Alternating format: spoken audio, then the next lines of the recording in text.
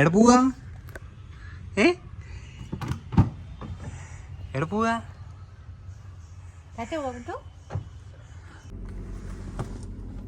കുഞ്ഞാ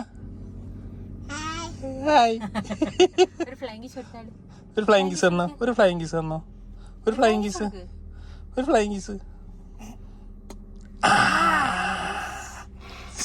ഇന്നലെയാണ് നാട്ടിലെത്തിയത്. നാട്ടിൽ വന്നിട്ട് ഒരുപാട് കാലായി. അപ്പൊ തന്നെ അറിയാലോ, ഫുഡിനോട് ഭയങ്കരമായിട്ട് ആക്രാന്തം കൂടി. അപ്പൊ തന്നെ കോഴിക്കോട്ടേക്ക് ഒരു ചെറിയ ഔട്ടിങ് പോവാന്ന് വിചാരിച്ചു. കോഴിക്കോട് എത്തിയപ്പോഴേക്കും ആളെ ഉറക്കായി. ഇപ്പൊ ഞങ്ങൾ പോകുന്നത് സെയിൻസിലേക്കാണ്. വൈകുന്നേരം ഒരു 4 മണിയായി.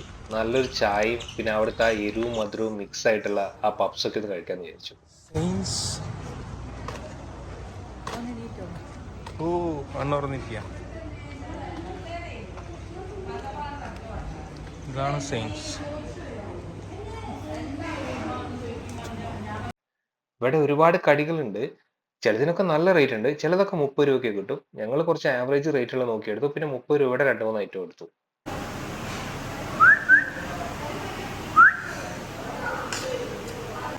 ഇറച്ചിപ്പത്തിരി, ഇത് ചിക്കൻ പപ്സ്, ഇത് പാവ് ചിക്കൻ. ആ, അത് ചിക്കൻ പപ്സാ. മധുരം എരിവും കൂടിയാണ്. ഇതിലും മധുരം എരിവായിരിക്കും. ചെറിയ പീസ് കൊടുത്തു.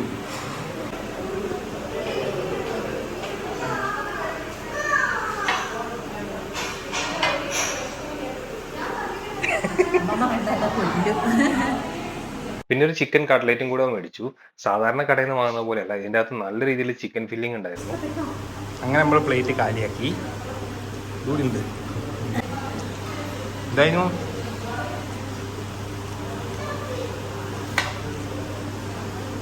ബില്ല് വന്നു. ഇറച്ചിപ്പത്തിരിക്ക് മാത്രം കുറച്ച് റേറ്റ് അധികമുള്ള പോലെ എനിക്ക് തോന്നി. ബാക്കിയൊക്കെ ഓക്കെ ആയിരുന്നു. ചിക്കൻ പപ്സാണ് എനിക്ക് ഏറ്റവും കൂടുതൽ ഇഷ്ടപ്പെട്ടത്. നല്ല ടേസ്റ്റ് ഉണ്ടായിരുന്നു, എരിവും മധുരവും മിക്സ് ആയിട്ട്.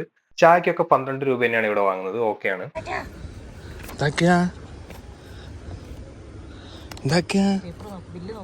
ബില്ല് നോക്കുക മൂപ്പര്.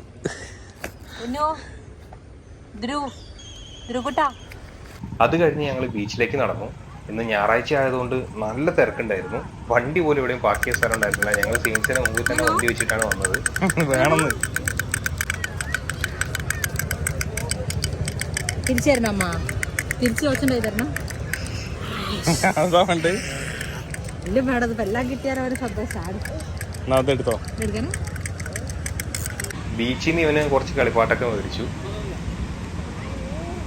അത് രസം തരും. ഇത് പിടിച്ചോ, അത് ഊതി തരണോ അമ്മ? ഊതി തരണോ? ഊതി കൊടുക്കട്ടല്ലേ?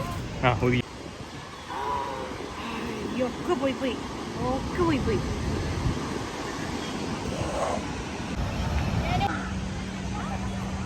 ഓന് ഊതാ കൊടുക്ക, അതില് ബുക്ക്. ബീച്ചിൽ ഞങ്ങൾ കുറച്ചു നേരം സ്പെൻഡ് ചെയ്തു. രാത്രിയായപ്പോൾ പിന്നെയും തിരക്ക് വല്ലാതെ കൂടി. തലേദിവസത്തെ യാത്രാക്ഷീണം ഉണ്ടായിരുന്നുകൊണ്ട് ഞങ്ങൾ പിന്നെ നേരെ വീട്ടിലേക്ക് പോകും.